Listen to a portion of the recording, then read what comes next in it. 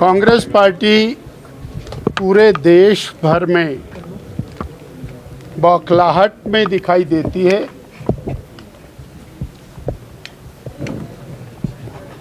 नेहरू गांधी परिवार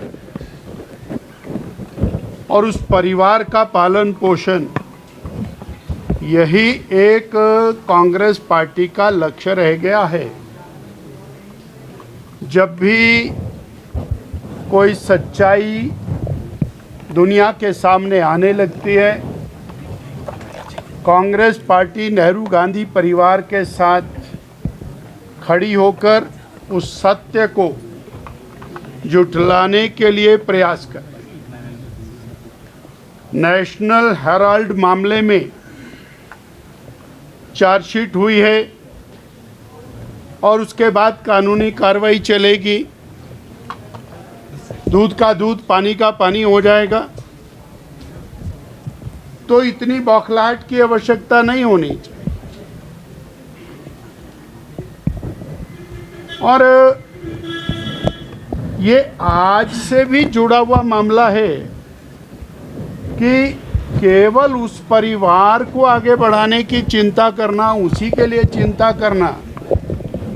डॉक्टर भीमराव अंबेडकर जी, संविधान निर्माता, दलित उद्धारक, उस समय के सबसे बड़े इकोनॉमिस्ट होने के बावजूद नेहरू जी उनको चुनाव हराने के लिए उनके विधानसभा क्षेत्र में वोट, उनके पार्लियामेंट के चुनाव में वोट मांगने के लिए सारा देश चाहता था कि वो अनोपोज जीत करके आए, परंतु उनका विरोध किया।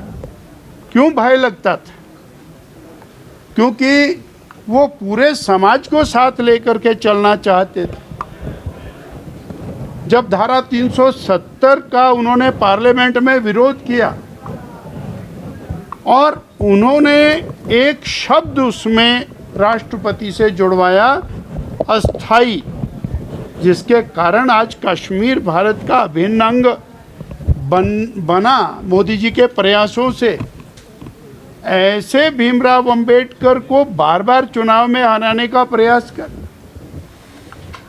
भारत रत्न की उपाधि उनको सबसे पहले मिलनी चाहिए थी, उससे उनको डिप्राइव करने के लिए काम किया तो नेहरू गांधी परिवार ने किया। ऐसी भी क्या दिक्कत आन पड़ी थी उनको सेंट्रल हॉल में एक फोटो का स्पेस भी ना मिले, जहां पर वो उनका घर था दिल्ली में, वो स्मारक ना बने, वो समाप्त हो जाए।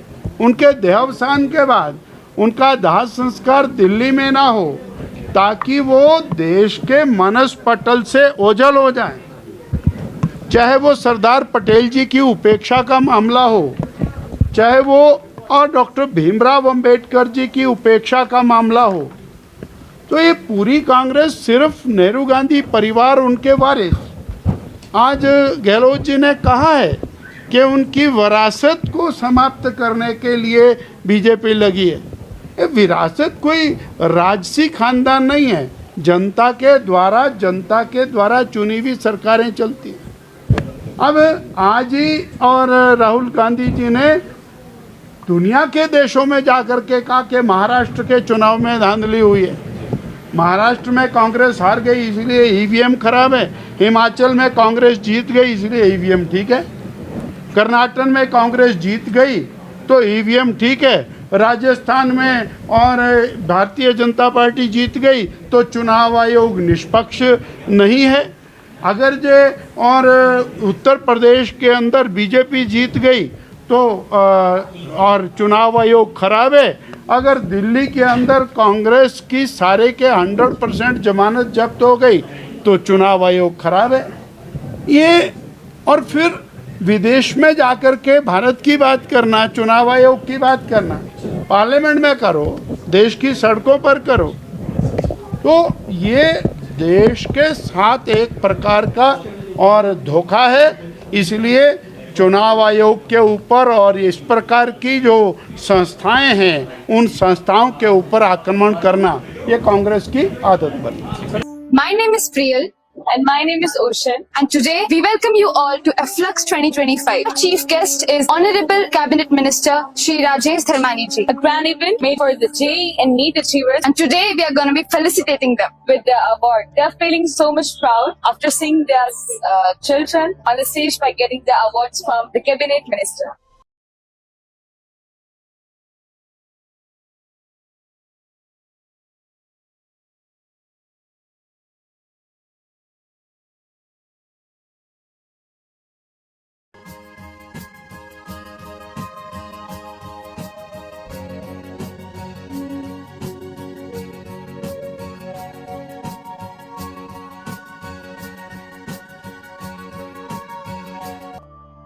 वो कहते हैं प्रत्यक्ष को प्रमाण की जरूरत नहीं होती। सो जो आज की अचीवमेंट बताई जा रही है अबाउट मोर देन 85 स्टूडेंट जो हैं एक सिंगल इंस्टीट्यूट से न सिर्फ मेडिकल में बल्कि इंजीनियरिंग में भी गए हैं, तो वो काफी है इस चीज को दर्शाने के लिए कि हमारे बिलासपुर में और सराउंडिंग डिस्ट्रिक्ट्स में अगर हम देखें तो we have the best institute here. Now we see that it's a big name in the education institutes in terms of Himachal Pradesh. It was the first and last choice that I had to send my son to this institute only.